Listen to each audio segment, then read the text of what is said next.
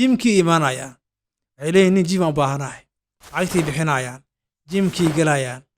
birihii ma yaqaanaan aksi balaa ma haystaan daad balaa ma haystaan dhar xataa ma yaqaanaan jimku qaadan lahaayeen in waxaa arkaysaa bilka bacdi in haddana ay niyad jabaan haddaba sax ma aha haddaba maxaa marka lagaga baahan yahay haddii qof jim ku cusub aa tahay isla markaana aad doonayso inaad isdhisto horta awalan markaad jimka timaado coachka si qaasta la tasho coach la tasho ha kuu qoro diet plan haddii aad doonayso weight gain haddaad doonayso weight loss then ha kuu qoro exercise plan oo jimkii birtiya qaadi lahayd sidaa u qaadi lahayd muruqaa dhisi lahayd sidaa u dhisi lahayd waxaas dhan uu kaa saxayaa then wuxuu kaa saxayaa dharkii qaadi lahayd then waxaa ahaanaysaa marka qof yani dhammaystiran oo yani dhaadkiina u saxan yahay exercisekiina u saxan yahay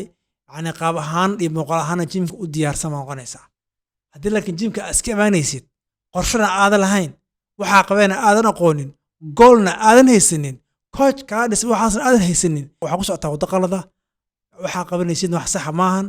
guulna maka gaaraysid hadafka jirkaaga ka leedahay haddaba waxaan ku leeyahay haddii qalbigaaga ku jirto in jim uu mar aad aado qalbiga ku sii haay in coach aad la tashato haddaa u baahan tahay aniga iyo ma waxaan kaa saxaa diet planka iyo exercise plankaba haddii kale coach kale u tag macnuhu waxay tahay in uun aa u tagto qof waxaan aqoon u leh qof waxaan yacni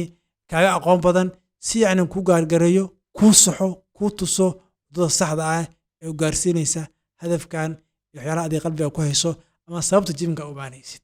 haddii kale adeer waxaan kuu sheegayaa inaad ku joogto waddo qalada oon gaarsiinaynin hadafka adiga u baahan tahay waxaan filaa inaad fahantay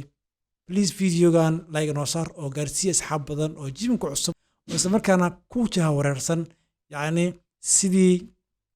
ay jimka u bilaabi lahaayeen iyo talooyinkii raadi lahaayeen iyo sidii jirkooda u bedeli lahaayeen